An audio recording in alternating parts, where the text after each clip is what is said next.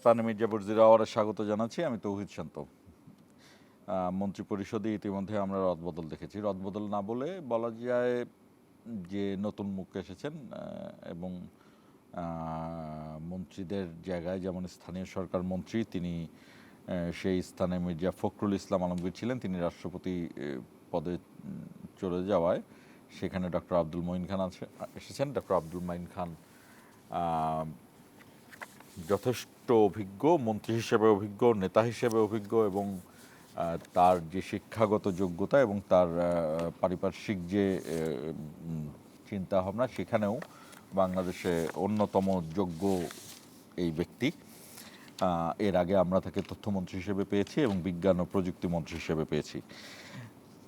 এরপরে আমরা যেটি দেখেছি ব্যারিস্টার আন্দালিব রহমান পার্থ, তিনি তথ্যমন্ত্রীর স্থানে স্থলাভিষিক্ত হয়েছেন এবং আগের যিনি ছিলেন জহিরুদ্দিন স্বপন তিনি রাজনৈতিক উপদেষ্টা হিসেবে নিয়োগ পেয়েছেন। ব্যারিস্টার আন্দালিব রহমান পার্থ বেশ বাগ্মী একজন তার্কিক, তাকে সংসদে আমরা দারুণভাবে বক্তব্য রাখতে দেখেছি, সমাবেশেও বক্তব্য রেখেছেন। ব্যারিস্টার আন্দালিব রহমান পার্থ পারিবারিক যে রিচুয়াল সেই রিচুয়ালের বাইরে গিয়েও রাজনীতি করেন। তার পারিবারিক রিচুয়াল এক ধারা রাজনীতির মধ্যে, কিন্তু তিনি একাই ঠিক তার বিপরীত ধারা রাজনীতিতে কঠিনভাবে জোরে সোরে রাজনীতি করে এগিয়ে এসেছেন। কিন্তু এই মন্ত্রী বদল কেন? ঠিক 6 মাসের মাথায় কি আসলে প্রধানমন্ত্রী তার যে চাওয়াটুকু ছিল সেইখান থেকে কি তিনি একটু সরে এসেছেন কিনা, যে কারণে তিনি মনে করেছেন যে তার মন্ত্রী পরিষদে যারা যারা ছিলেন, যাদেরকে নিয়োগ দেওয়া হয়েছিল তারা যথোপযুক্ত নয়, সেরকম কিনা, নাকি আরও ভালো করতে চান, যতটুকু করেছেন তার চেয়েও ভালো করতে চান? এই দুই জায়গার মধ্যে আমরা আলোচনা করতে চাই। আমাদের এই কারণেই আজকের বিষয় মন্ত্রী বদল ও সমসাময়িক বিষয়। আমাদের সঙ্গে রয়েছেন শেরপুর 1 থেকে বাংলাদেশ জামাত ইসলামীর দাঁড়িপাল্লা নিয়ে নির্বাচিত সংসদ সদস্য মোহাম্মদ রাশেদুল ইসলাম রাশেদ, আপনাকে স্বাগত জানাচ্ছি। এবং বিএনপির ধানের শীষ নিয়ে নওগাঁ 3 থেকে নির্বাচিত সংসদ সদস্য ফজলে হুদা বাবুল, আপনাকেও স্বাগত জানাচ্ছি। দর্শক, আমরা শিরোনাম দেখে আলোচনা শুরু করব। মাদক সেবনে বাধা দেওয়ায় রংপুরে একই পরিবারের 4 জনকে হত্যা, অভিযুক্ত 2 জন গ্রেফতার, জিজ্ঞাসাবাদে হত্যাকাণ্ডের দায় স্বীকার। সে যখন এগিয়ে আসে প্রার্থী চক্রবর্তীকে তারা খুন করে গামছা পেঁচিয়ে, খুনিদ্বয় নিচে যাওয়ার পরে ছোট ছেলেটা রংপুর জেলা স্কুলের 5ম শ্রেণীর ছাত্র প্রিয়ম গলায় কাপড় পেঁচিয়ে হত্যা করে। বঙ্গভবনে সপরিবারে রাষ্ট্রপতি Mirza Fakhrul Islam Alamgir, guard of honour প্রদান, নৌ ও বিমান বাহিনীর নির্বাচনী পরিষদ উদ্বোধন প্রধানমন্ত্রীর। রোহিঙ্গাদের নিরাপদ প্রত্যাবাসনই একমাত্র টেকসই সমাধান বললেন পররাষ্ট্র প্রতিমন্ত্রী। Humanitarian generosity must not become an excuse for international inaction. Bangladesh can provide shelter, Bangladesh can provide humanitarian assistance, Bangladesh can help preserve dignity, but Bangladesh cannot resolve a crisis that Bangladesh did not create. রাজনৈতিক দলগুলোকে ঐক্যবদ্ধ থাকার আহ্বান আইনমন্ত্রীর। মিয়ানমারের মানুষ তাদের মানবাধিকার রক্ষার জন্য মিয়ানমার সরকারকে আলটিমেটলি পদক্ষেপ নিতে হবে।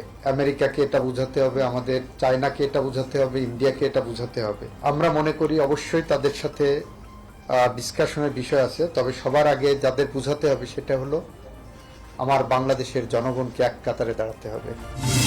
সচিবালয়ে কর্মমুখর প্রথম দিন নতুন মন্ত্রী প্রতিমন্ত্রীর, দুর্নীতিতে জড়িতদের বিরুদ্ধে ব্যবস্থা নেওয়া হবে বললেন স্থানীয় সরকার মন্ত্রী মঈন খান। এবং 10 বছর সড়কে চলার পর স্লিপার বাসের বৈধতা চায় মালিকরা, অবৈধ যান চলাচলের সুযোগ নেই বলছেন বিআরটিএ চেয়ারম্যান।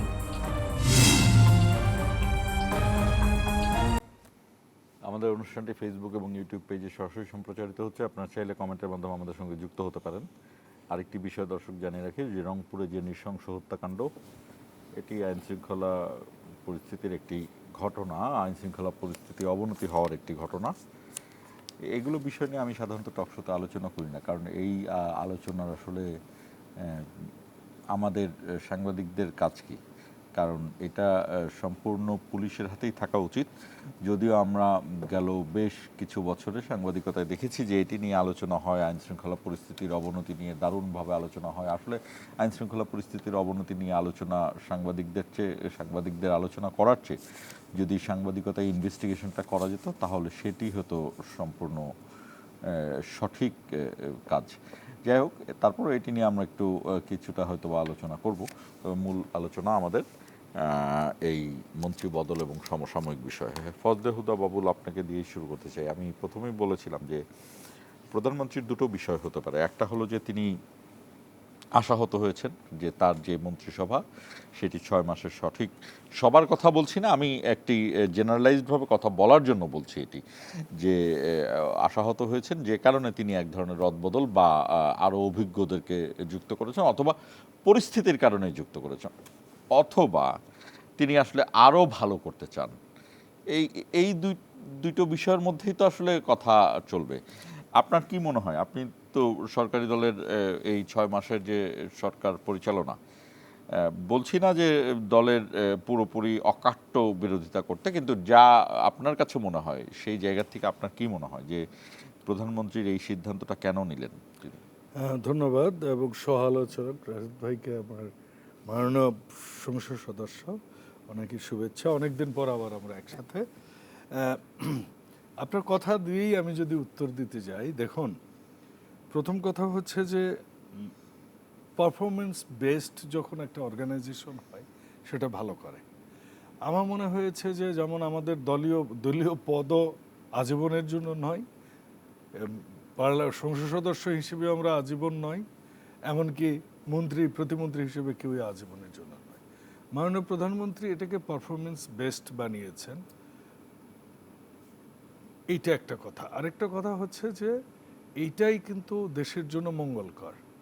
উনি দেখবেন ওনার যাকে মনে হবে, উনি তো যে প্ল্যান দিয়েছে সেগুলো এক্সিকিউট করার জন্য উনি আরেকজনকে যখন বেটার মনে করবেন, তখন আপনি দেখেছেন হয়তো যে মাননীয় পররাষ্ট্র প্রতিমন্ত্রী উনি একটা সাক্ষাৎকার দিয়েছেন, সাক্ষাৎকারে একটা চমৎকার কথা বলেছেন যে আমি হয়তো গাড়ি নিয়ে যাওয়ার মধ্যে রাস্তার মধ্যে আমার খবর আসতে পারে যে না, আপনাকে চেঞ্জ করা হলো।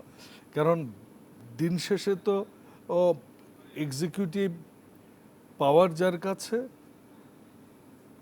তাকেই কিন্তু জবাবদিহিটাও তার কাছে আলটিমেটলি জনগণ করে, ফেস কিন্তু উনি। তো এই জন্য ওনার যাকে যেখানে প্রয়োজন মনে হয় উনি কাজে লাগান। আমার কাছে মনে হয়েছে যে জহিরুদ্দিন স্বপন ভাইকে হয়তো ওনার রাজনীতিতে দরকার, উনি ওনাকে নিয়েছেন ওখানে। আমার কাছে মনে হয়েছে যে বাকিগুলো তো আপনার রিফিল টাইপের। আর পার্থ ভাই যে এসছেন, মাননীয় মন্ত্রী আন্দালিব রহমান পার্থ, উনি খুব মিশুক মানুষ, সবার সাথে জন্য ভাই বলে ফেললাম, ইন্টারেস্টিং মানুষ উনি। আমি নিশ্চিত যে তথ্য কিন্তু আপনি যদি দিন শেষে বলেন গত 6 মাসে বাংলাদেশের মিডিয়া, সেটা প্রিন্ট মিডিয়া বলেন বা ডিজিটাল মিডিয়া বলেন বা সোশ্যাল মিডিয়া বলেন, যে রকমের স্বাধীনতা ভোগ করেছে আমার বুদ্ধি হওয়ার পর আমি খুব কম দেখেছি। সো এটা কিন্তু এইটা ছিল কিন্তু এদেশে। তো এটাকে হয়তো আরও শানিত করা হবে, আরও দেশের জন্য, মানে সবার আগে বাংলাদেশ আমরা যখন বলি তখন বাংলাদেশের জন্য কি কি ভালো হবে সেই পরিকল্পনা হয়তো আসবে সামনে। যেমন আমাদের বিটিভিটা নিয়ে আমি সংসদেও কথা বলেছিলাম যে বিটিভির আয় কত, ইনকাম কত, বিটিভিতে তেমন কোনো সংস্কার হয়নি। এই কাজগুলো পার্থ ভাই, আমি মাননীয় তথ্যমন্ত্রী আন্দালিব রহমান পার্থ উনি নিশ্চয়ই করবেন। দ্বিতীয় যে প্রশ্নটা আপনি করেছেন যে এখানে এমন নয় যে কেউ হেরে গেলেন বা কেউ জিতে গেলেন। বিষয়টা হচ্ছে যে আমরা সবাই যারা রাজনীতি করি, আমাদের দলের প্রধান, উনি কিন্তু দলেরও প্রধান। তো উনি যাকে মনে করবেন যে ওনার জন্য অ্যাপ্রোপ্রিয়েট উনি তাকে নেবেন। এই জায়গায় আপনি একটা কথা বলেছেন ডক্টর মঈন স্যারের কথা, ওটাও কিন্তু মাননীয়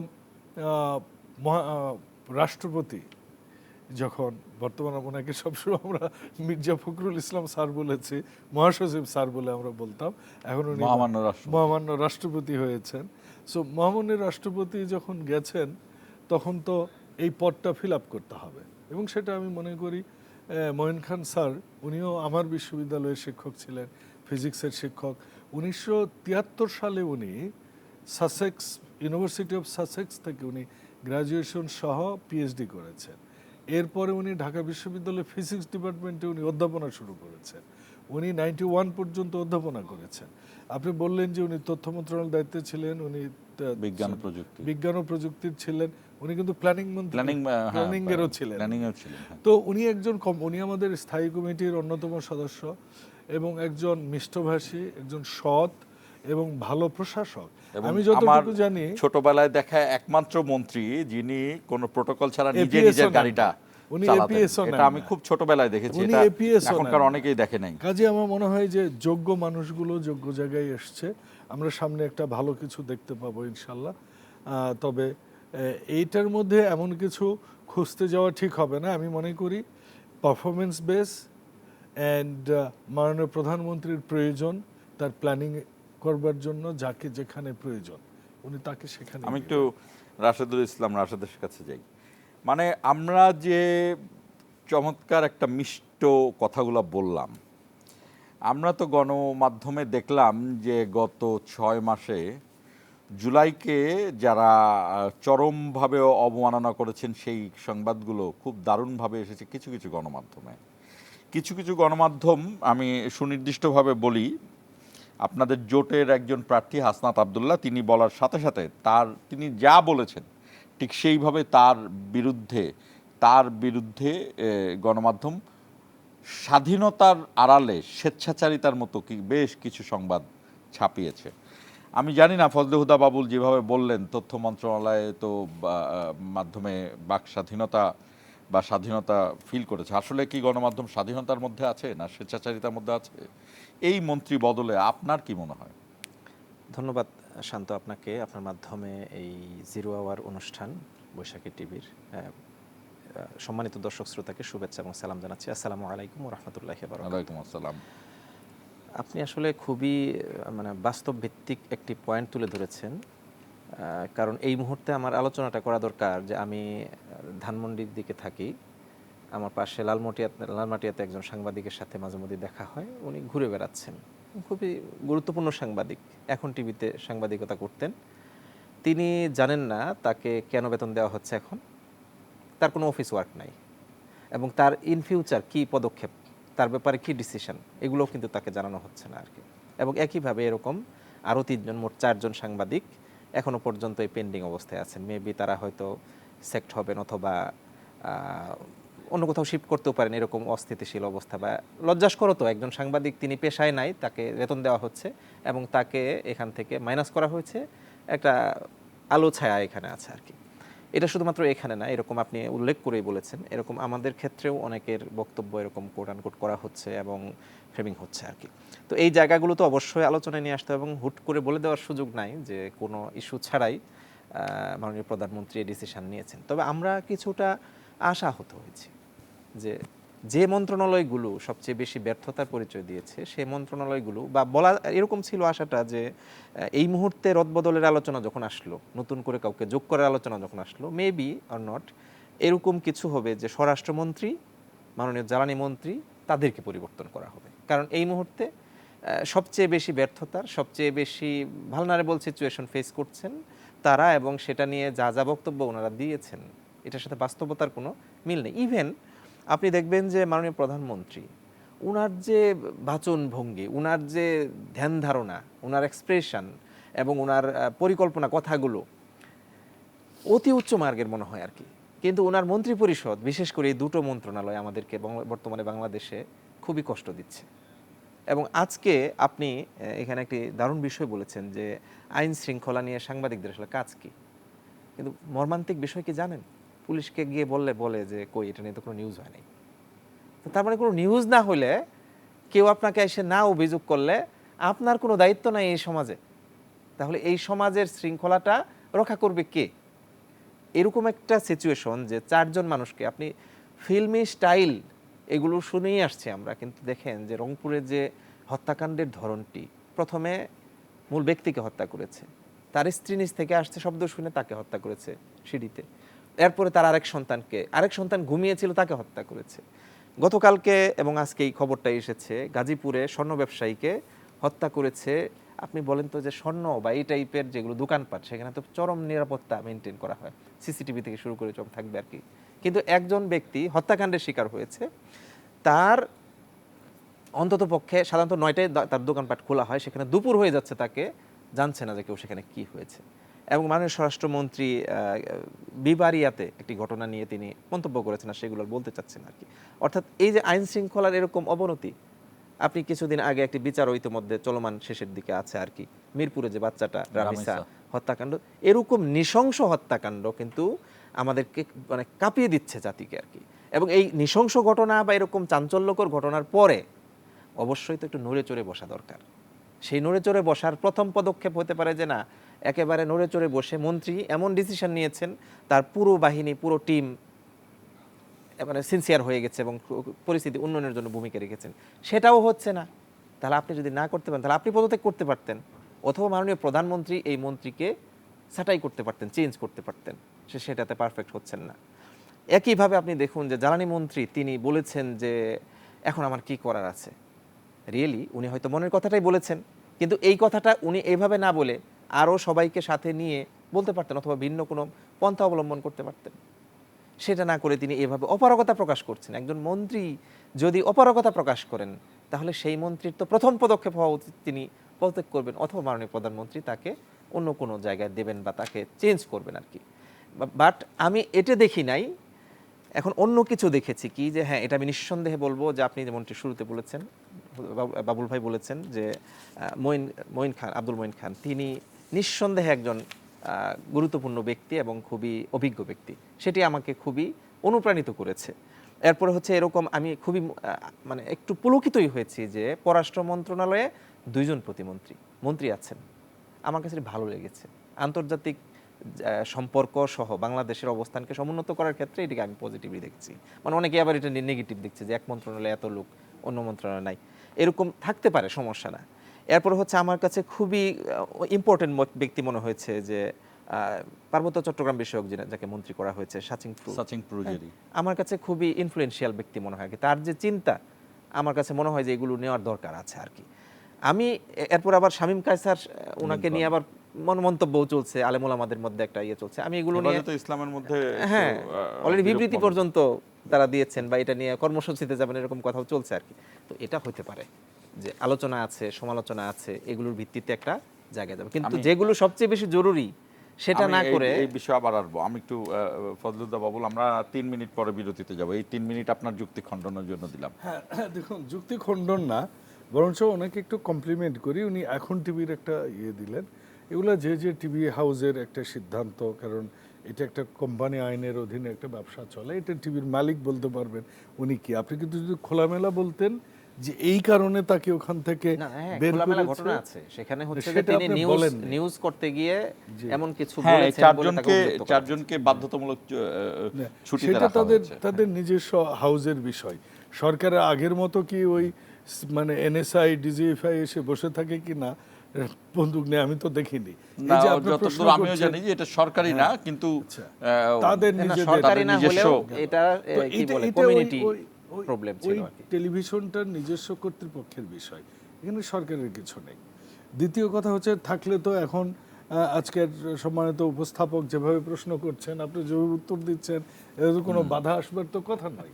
শোনেন, একটা জিনিস মাথায় রাখবেন, বিএনপি সব সময় শুরু থেকে ডে ওয়ানতে, বিএনপির জন্ম থেকে পর্যন্ত বিএনপির দলের ভিত্তিই হচ্ছে যে সবাই সব কথা বলতে পারবে, এবং এই কথা বলার ক্ষেত্র তৈরি করে দেওয়াটাই হচ্ছে বিএনপির রাজনীতি।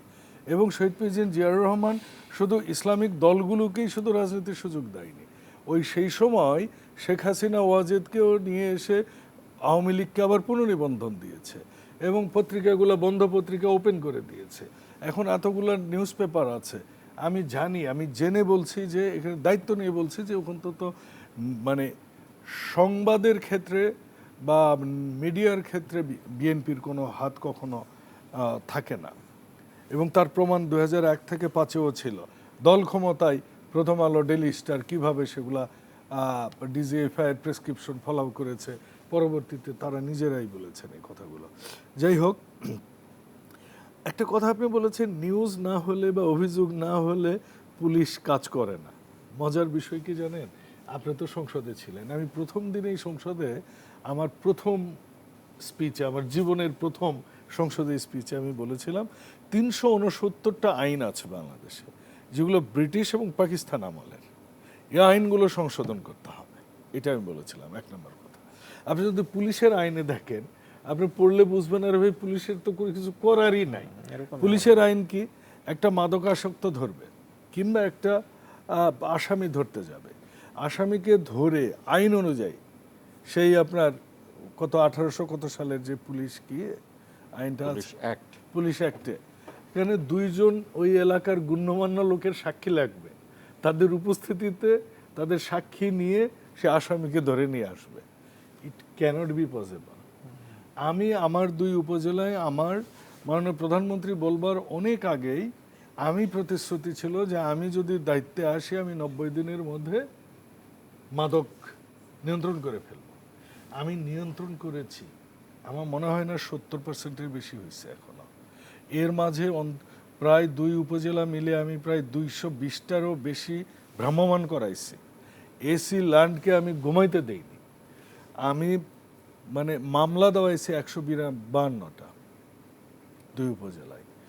কিন্তু হয় কি 15 দিন পর আবার আসামি চলে আসে, এবং শুধু তাই নয়, যারা ওই আসামি ধরে দিচ্ছে, মাদকাসক্তদের ধরে দিছে, মাদক ব্যবসায়ীদের ধরে দিছে, ওরা আবার যাওয়ার সময় বলে আমরা ফেরত এসে তোকে ধরবো। সারাদিন কি পুলিশ ওর সাথে পাহারা দিবে নাকি? একটা উপজেলায় একটা গাড়ি থাকে পুলিশের, একটা গাড়ি থাকে, এই ওসির একটা গাড়ি, ওই গাড়ি দিয়ে ওসিকে বিভাগ মেনটেন করতে হয়, ডিআইজির কাছে যাইতে হয়, ডিস্ট্রিক্টে যাইতে হয়, সিএনজি ভাড়া করে সাব ইন্সপেক্টরগুলো যায়, যে এই মাদকের আসামি ধরলে সিএনজি ভাড়া তো আর মাদক আসামি দেয় না, তাহলে ওরা কই থেকে টাকাটা পাবে? যে লজিস্টিক্স পুলিশের সাপোর্ট, এটা আমাদের বাড়াতে হবে এবং এর জন্য আমাদের সবার কথা বলতে হবে। 1 2 নম্বর হচ্ছে যে মাদকদ্রব্য নিয়ন্ত্রণ আইন 2026 আমরা করেছি, যেটাতে যাবজ্জীবন এবং মৃত্যুদণ্ড পর্যন্ত রাখা হয়েছে, এবং তাদেরকে মাদকদ্রব্য অধিদপ্তরের, ওদের কোনো আর্মস নাই, ওরা কি নিয়ন্ত্রণ করে আল্লাহই জানে। ওরা কোথাও যাইতে গেলে ওই একটাই গাড়ি, এখন ওদেরকে লজিস্টিক সাপোর্ট দেওয়া হচ্ছে এবং প্রত্যেকটা জেলা সদরে মাদকাসক্তদের জন্য আলাদা কারাগার করা হচ্ছে।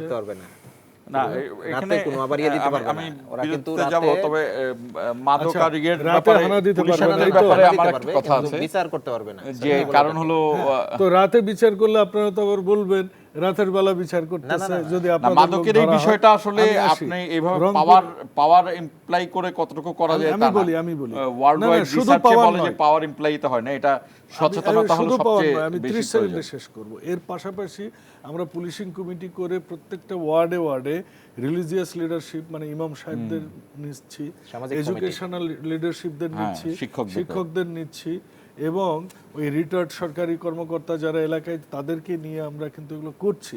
কমে গেছে, কিন্তু কত আপনি করবেন? আপনার বর্ডার আছে। আমি একটু বিরতিতে যাব, আমি বিরতিতে যাব। তো বিরতিতে যাবার আগে বলে রাখি যে এই যে 2 মন্ত্রীর কথা বললেন, যে এক মন্ত্রণালয়ের 2 মন্ত্রী, সম্ভবত আমার দেখা এই প্রথম একটি মন্ত্রণালয়ে 2 জন প্রতিমন্ত্রী কাজ করছেন, এবং সেটি বলেছেন যে কাজে গতি আনার জন্য। কারণ যেহেতু পররাষ্ট্রমন্ত্রী খলিলুর রহমান এই সামনের মাস বা তারপরের মাস থেকে পুরোপুরি বিজি হয়ে যাবেন 1 বছরের জন্য। যাই হোক, সেইটি নিয়ে কথা বলবো, এবং একইভাবে যেহেতু এই পররাষ্ট্র মন্ত্রণালয়ের কর্মকাণ্ডটা অনেক বেশি আমাদের রাষ্ট্রীয় কাজে সরকারের প্রতিফলিত হচ্ছে, এই বিষয়টি নিয়েও আলোচনা করব। দর্শক আমাদের সঙ্গেই থাকুন, 1 মিনিট পরে ফিরছি।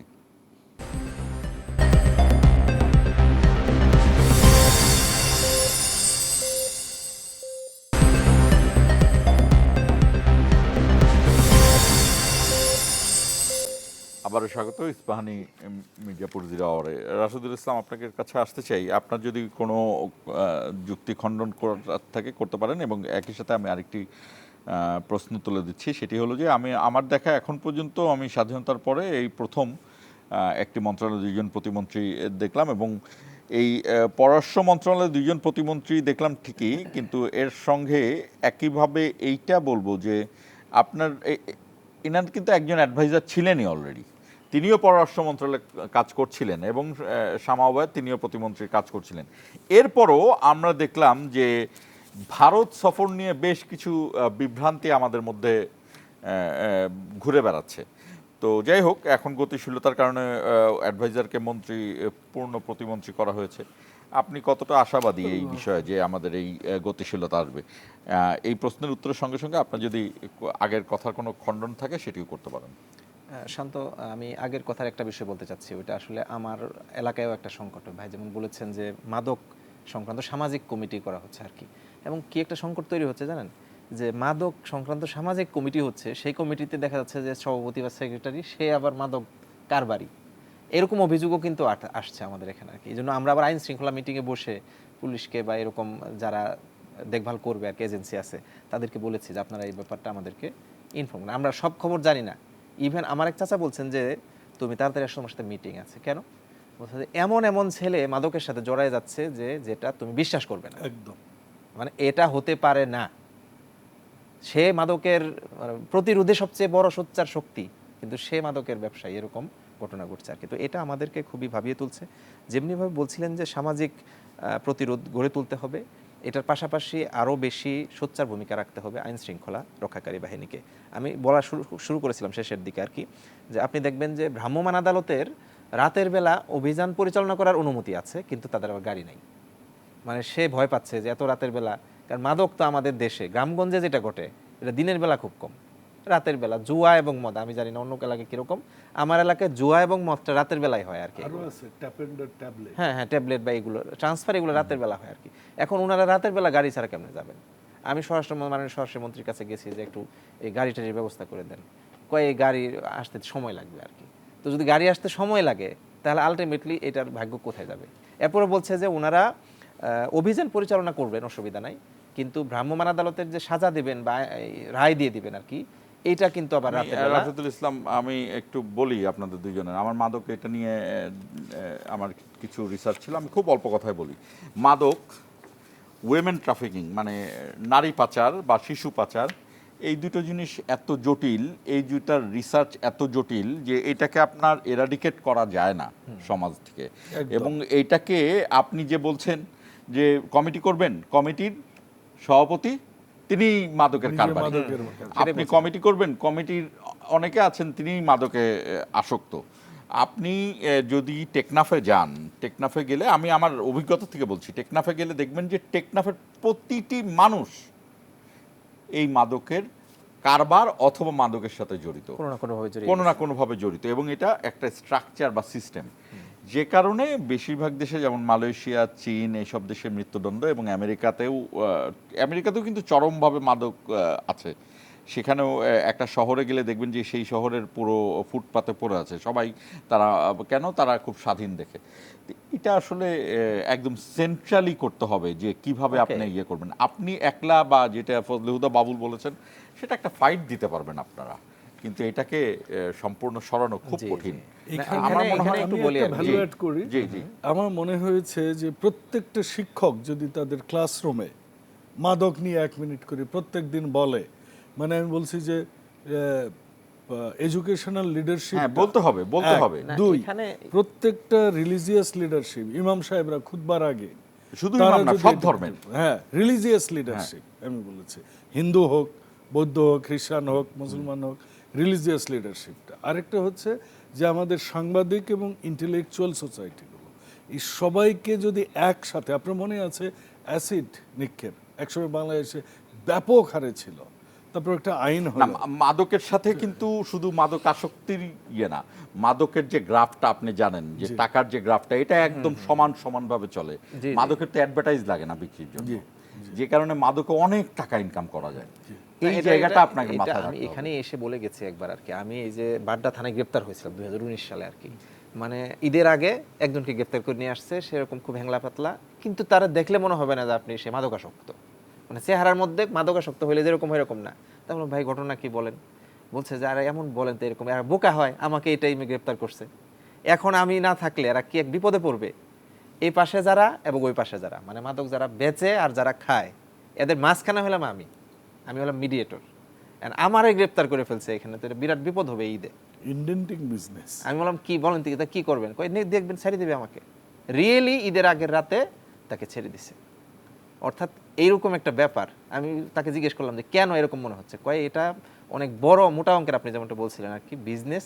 এখানে হঠাৎ করে কোনো কিছু একসাথে ডিসিশন নিয়ে ফেলতে আমরা পারবে না। যে প্রসঙ্গে আসছিলাম যে হ্যাঁ, আমি সেটাই বলছিলাম আর কি, পররাষ্ট্র ফরেন মিনিস্ট্রিতে 2 জন প্রতিমন্ত্রী নেওয়া হয়েছে এবং কাজের গতি আনার জন্য। এইখানে- আপনার কি মনে হয়, আপনি কতটা আশাবাদী? এইখানে আমি আশাবাদী, আমি ওভারঅলি এই টপিকটা আর কি, কারণ আমাদের এই নতুন সরকার গঠন হওয়ার পরে কিন্তু এই টপিক বারবার আলোচনা হচ্ছে, পুশ ইন পুশ ব্যাক, নানান কথাবার্তা, এই সব কিছু নিয়ে আমার কাছে মনে হয়েছে যে বর্তমানে সরকার যে ডিসিশন নিয়েছে এটি ওয়াইজ, এবং এটি আরও আমরা অ্যাপ্রিসিয়েট করতে পারি এবং আমাদের কোনো পরামর্শ থাকলে সেটি দিতে পারি। কারণ যখন পররাষ্ট্র ইস্যু, তখন আমি আর কে সরকারি দল কে বিরোধী দল, কার কি নীতি পদ্ধতি, এগুলোর চেয়ে বড় বিষয় হচ্ছে এটা আমার দেশ। এই দেশকে বিশ্ব দরবারে উচ্চকিত করতে বাংলাদেশ ফার্স্ট। বাংলাদেশ ফার্স্ট আর কি। তো এই জায়গায় আমি মনে করি যে এখানে 2 জন প্রতিমন্ত্রী দিয়েছেন, এটি খুব বেশি নেগেটিভ কিছু আমার কাছে এই মুহূর্তে এখনই চোখে পড়ার মতো কিছু নাই আর কি। আবার এটাও তো খেয়াল করতে হবে যে যিনি আমাদের পররাষ্ট্রমন্ত্রী, তিনি সম্ভবত বছর খানেকের জন্য ছুটিতে যাবেন আর কি। তিনি জাতিসংঘের যেহেতু ছুটিতে না, তিনি আরো একটা বড় দায়িত্ব পালন করার জন্যই আর কি। হ্যাঁ, সেটাই বলছি আর কি। Prestigious responsibility. সেটি। তো তাহলে আমি বলবো যে এই জায়গায় 2 জন পররাষ্ট্র প্রতিমন্ত্রী এটি নেগেটিভ না, এটি আমাদের জন্য পজিটিভ কিছু বয়ে আনতে পারে যদি এখানে যথাযথ ব্যবস্থা নেওয়া হয় আর কি। বিশেষ করে আমরা যেটি বলছি আর কি, যে বিশ্ব দরবারে বাংলাদেশ যে একটি ইউনিক, দেখেন আজকে আমরা জুলাই গণ অভ্যুত্থানের কারণে বাংলাদেশ কিন্তু আন্দোলনের জায়গায় ইউনিকনেস দেখিয়েছে, এবং বিশ্বব্যাপী কিন্তু এই টাইপের আন্দোলনের দিকে অনেকে ফলো করছে আর কি। 2024-এ কান্ট্রি অফ দ্য ইয়ার হয়েছে। তারা শুধুমাত্র আন্দোলনটা ফলো করছে বিষয়টি এরকম নয়, তারা এই যে রিকনসিলিয়েশনের ইস্যু, গণভোটের যে ক্লজগুলো ছিল, কি বলে, জুলাই সনদের যে ক্লজগুলো, এগুলো সামগ্রিকভাবে বিশ্বব্যাপী সমাদৃত হতে শুরু করেছে। তার মানে আমরা যদি জাতিগতভাবে কোনো একটি নেগোশিয়েবল জায়গায় অথবা আমাদের সম্মানের জায়গাটা আরেকটু মজবুত করতে পারি, সেটি আমাদের জন্য বাংলাদেশ বিশ্বের বুকে অনেক গুরুত্বপূর্ণ জায়গায় নিয়ে আসবে। কেন একটু বলি আর কি, আমাদের পাসপোর্ট বিশ্বে আমার কাছে মনে হয় যে সবচেয়ে নিম্নমানের পাসপোর্ট যেগুলো আছে, মানে কাগজের দিক থেকে না, মানে মর্যাদার দিক থেকে আর কি। এটা খুব রিসেন্টলি ইতালিতে একটি ঘটনা ঘটেছে। ইতালির একটি ঘটনা ঘটেছে, বিমান বাংলাদেশ বিমানে 70 জন যারা বাংলাদেশি পাসপোর্ট, তাদেরকে এয়ারপোর্ট থেকে বের হতে দেয়নি আর কি। তো এটা শুধু ইতালি না, আজকে মাননীয় বিরোধী দলের নেতা আরেকটা সুখবর এসেছে বাংলাদেশে। মাননীয় বিরোধী দলের 3 নাম্বার লেয়ারে ছিলাম, ওই যে ইউএস এর যে কি ট্যুরিজমের যে ওদের গাইডেন্স, ওখান থেকে আপগ্রেড করে এখন 2-এ দিয়েছে। এটা পরশু দিনের খবর। মাননীয় বিরোধী দলের নেতা আজকে একটি সেমিনারে গিয়ে উনি বলছিলেন আর কি, আগের বিগত ইন্টারিমের একজন উপদেষ্টা আফম খালিদ, উনি বলছিলেন যে সবুজ পাসপোর্ট নিয়ে আমরা অনেক জায়গায় হয়রানির শিকার হয়েছি। আবার মাননীয় বিরোধী দলের নেতা বলছেন যে না, আপনি সবুজ নিয়ে হয়রানি হয়েছেন, আমি তো লাল নিয়েও হয়রানি হচ্ছে আর কি। অর্থাৎ ওভারঅলি এটি আমাদের জন্য একটি জাতিগতভাবে আমাদের জন্য লজ্জার আর কি। বাট আমি মনে করি যে এখন একটা সময় এসেছে যে আমাদের দেশকে এমন একটা জায়গায় নিয়ে যেতে হবে এবং এমন একটা নেগোশিয়েবল পাওয়ার আমাদেরকে অ্যাচিভ করতে হবে, যেখানে গেলে আমরা আমাদের এই পাসপোর্টকে, আমাদের এই স্বাধীনতা সার্বভৌমত্ব বাংলাদেশকে বিশ্বের বুকে উচ্চকিত করতে আমি পারি। বিরতিতে যাব, তার আগে ফজলুহুদা বাবুল, আমার হাতে আরো 2 মিনিট আছে, আপনি যদি বলেন যে এই 2 প্রতিমন্ত্রীর কর্মকাণ্ড কিরকম হতে পারে। প্রথম কথা হচ্ছে উনি আগেও কাজ করছিলেন, জাস্ট ওনার দপ্তর দিলেন। এটার একটা কারণ হচ্ছে মাননীয় পররাষ্ট্রমন্ত্রী এখন ব্যস্ত থাকবেন সাধারণ অধিবেশন। তাছাড়াও অ্যাডভাইজারের থেকে প্রতিমন্ত্রীর কর্মকাণ্ডটা অনেক অপারেশনালি অনেক ফাস্ট হবে এই কারণে। আবার আপনি দেখেছেন মাননীয় প্রধানমন্ত্রী 2 জনের কিন্তু কার্যপরিধিটা বন্টন করে দিয়েছেন। একজন দেখবেন রাষ্ট্র এবং আন্তঃসম্পর্কগুলো, আরেকজন দেখবেন খুব স্পেসিফিক, যেমন টেকসই পলিটিক্স, জলবায়ু, তারপর আপনার সিকিউরিটি, কিছু স্পেসিফিক জিনিস 2 জনকে ভাগ করে দিয়েছেন। কাজে এটা খুব দরকার ছিল আমি মনে করি। আর যে কথা বলেছেন, যে রাশেদ ভাই যে কথাটা বলেছেন, আমাদের এই আমি খুবই নিজেকে একজন রাজনীতিবিদ এবং সংসদ সদস্য, একজন নাগরিক হিসেবে গর্ববোধ করছি। এই প্রথম বোধহয় বিরোধী দল এবং সরকারি দল পররাষ্ট্র নীতিতে সবাই এখন আমরা একমত। এবং আমি 10 বছর ভারতে থেকেছি, আমি দেখেছি যখন তখনকার মরহুম আমাদের দেশনেত্রী, আমাদের গণতন্ত্রের মা বেগম খালেদা জিয়া যখন প্রধানমন্ত্রী দেশে, ভারতের অনেক কর্পোরেট এবং অনেক এডুকেটেড লোকজন বলতেন তখনও এদেশে প্রধানমন্ত্রী হচ্ছে ফ্যাসিস্ট হাসিনা, এরকম তাদের মনোভাব।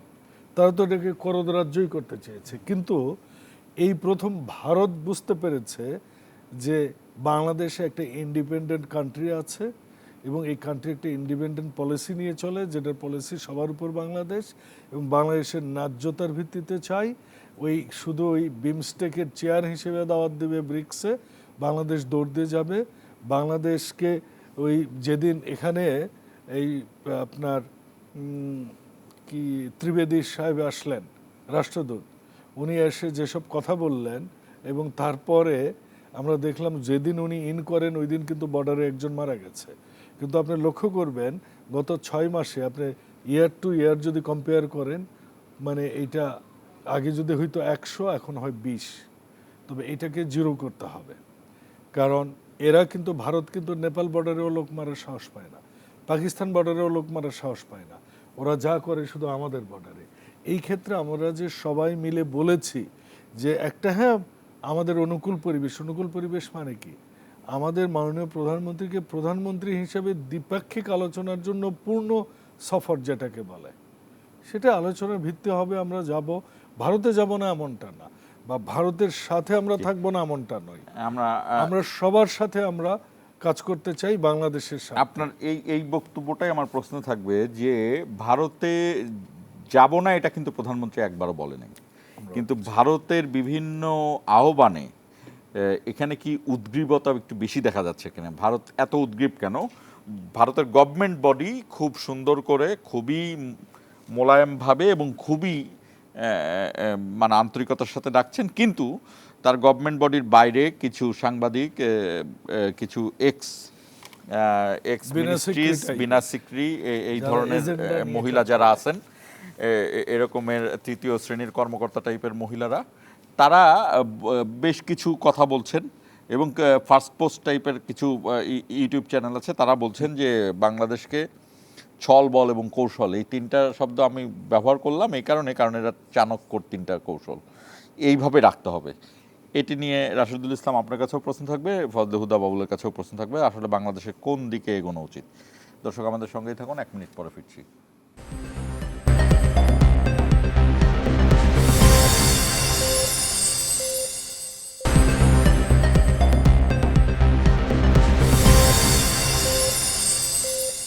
আবারও স্বাগত ইস্পাহানি মির্জাপুর জিরা আওয়ারে। আমি যে কথাটা বলছিলাম রাশেদুল ইসলাম, যে ভারতের যে আমন্ত্রণ, দারুণ আন্তরিকতার সাথেই তারা আমন্ত্রণ জানাচ্ছে, যদিও তাদের বাইরের, গভর্নমেন্ট বডির বাইরের বেশ কিছু বক্তব্য আসছে, যেখানে কেউ কৌশল অবলম্বন করতে বলে, কেউ একটু ভয়ও দেখাতে বলে, কেউ একটু ছলচাতুরিও করতে বলে। এই জায়গাটায় আপনার কি মনে হয়, বা বাংলাদেশে আসলে কোন দিকে এগোনো, কোন কৌশলে এগোনো উচিত ভারতের সাথে?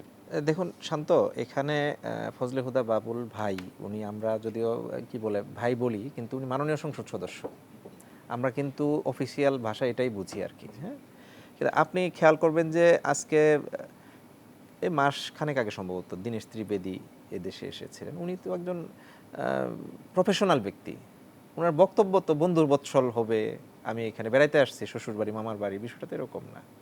কিন্তু উনি বক্তব্যগুলো দিয়েছেন, আপনি যেমনটি বলেছেন তিনি পোলাইটলি বলেছেন, আসলে কিন্তু পোলাইটলি বলেছেন, ইস্যুটা পোলাইটলি বলেছেন, কিন্তু ওনার ধরনটা একটু অন্যরকম ছিল আর কি। এবং একইভাবে এই যে বিনা সিকরি, যদিও তার বক্তব্যকে এখন খুব ইম্পর্টেন্স দিয়ে নেওয়ার দরকার আছে বলে আমি মনে করি না আর কি, কিন্তু তিনি যে ভাষাটা ব্যবহার করেছেন, যে ঢাকার পক্ষ থেকে অত্যন্ত রূঢ় বা অহংকারী মন্তব্য করা হয়েছে, আমার কাছে মনে হয়নি। এবং এই ঘটনা কিন্তু বিনা সিকরি নতুন করে না, উনি 2025 সালেও এরকম ঘটনা, এরকম বক্তব্য দিয়েছেন এবং সেটার প্রতিবাদও কিন্তু আমরা দলীয়ভাবে করেছি, এবং রাষ্ট্রের পক্ষ থেকে কি স্টেটমেন্ট আসতে পারে সেগুলো আমরা প্রস্তাবনাগুলো দিয়েছি আর কি। আমরা যেটা ফিল করি যে বাংলাদেশ এখন রাইট ট্র্যাকে আছে। আমরা আমাদের ইন্ডিয়া একটি রাষ্ট্র, বাংলাদেশ একটি রাষ্ট্র, এরকম আরও অনেকগুলো রাষ্ট্র আছে, তাদের একটা মর্যাদা বলে ব্যাপার আছে আর কি, সমমর্যাদা যেটা আর কি রাষ্ট্র হিসেবে, সেটা আমরা ওন করতে চাই এবং সেটা আমরা পৃথিবীর বুকে প্রতিষ্ঠা করতে চাই। এই জায়গায় আমার বক্তব্যকে আপনি অহংকারী বলবেন, আমি আপনার দেশে একটি ইনভাইটেশন গ্রহণ নাও করতে পারি, আমার বাস্তবতা থাকতে পারে নানান, কিন্তু আমার যে ইস্যু এই মুহূর্তে সবচেয়ে ইম্পর্টেন্ট ইস্যু, এই যে ভারতের সাথে যে যারা বন্দী আছে তাদেরকে, বন্দী তো না, তারা সেখানে তো তাদেরকে জামায়াত করে রেখেছে। এখানে দেখুন যে আমরা বলি যে শেখ হাসিনাকে আমরা খেদিয়েছি, বিষয়টা তো এরকম না। প্রথমত শেখ হাসিনা পালিয়েছে, আর সেকেন্ড হচ্ছে যে তারা এদেরকে সুন্দর করে ইনভাইটেশন দিয়ে প্রোটোকল দিয়ে নিয়ে গেছে। আপনি যান ভিসার অ্যাপ্লাই করেন, পান কি? পাবো না, পাবেন না। আর তার কোন ভিসা লাগছে? তার এক বিমানের প্রোটোকল যেটা দিয়েছে, বিমানের পাসপোর্ট লাগছে কিনা সেটা বাদই দেন আপনি, কি বিমান সাধারণত যেভাবে সিগন্যাল সিস্টেমে যায় আর কি, সেগুলো কি তারা দিয়েছে? এবং গেল এখন পর্যন্ত তারা কিভাবে আছে না আছে সেগুলো কি স্পষ্ট করছে? একটা দেশ তার পার্শ্ববর্তী বৃহৎ প্রতিবেশী, সেই প্রতিবেশীর সাথে যদি এই টাইপের আচরণ হয় আর কি, আপনি তার কাছ থেকে খুব শান্তশিষ্ট হাত জোর করে বক্তব্য পেশ আশা করেন আপনি? এটি তো ভারতের জন্য খুবই লজ্জাজনক। বিশ্বের বুকে আমি মনে করি যে বর্তমানে ভারত বা তাদের পক্ষ থেকে কোনো একজন ব্যক্তি যে কূটনীতি সচেতন, সেই ব্যক্তি এই টাইপের মন্তব্য করেছে বাংলাদেশের পররাষ্ট্র মন্ত্রকের পক্ষ থেকে সিদ্ধান্তটা জানানোর পর, এটি আমার কাছে খুবই অনভিপ্রেত মনে হয়েছে এবং তার কথার গুরুত্ব দেওয়ার দরকার আছে বলে আমি মনে করি না।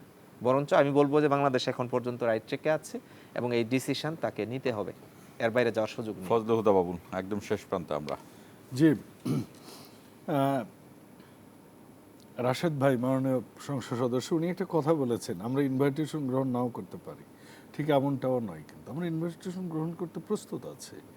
আপনি বিমস্টেকের ব্রিক্সের মিটিংয়ে বিমস্টেকের চেয়ার হিসেবে সাইড লাইনে আপনি দাওয়াত দেবেন একজন এত আন্দোলন সংগ্রামের পর, একজন একটা অভ্যুত্থানের পর কিন্তু একজন প্রধানমন্ত্রী তো 2/3 মেজরিটি নিয়ে আসছেন, তাকে আপনি এইভাবে দাওয়াত দিবেন, উনি যাবেন? হ্যাঁ, নির্বাচনের পরপরেই ওনারা একটা দাওয়াত দিয়েছিলেন, কিন্তু ওই দাওয়াতের পরেও আমরা দেখেছি সীমান্ত হত্যা কিন্তু থামেনি।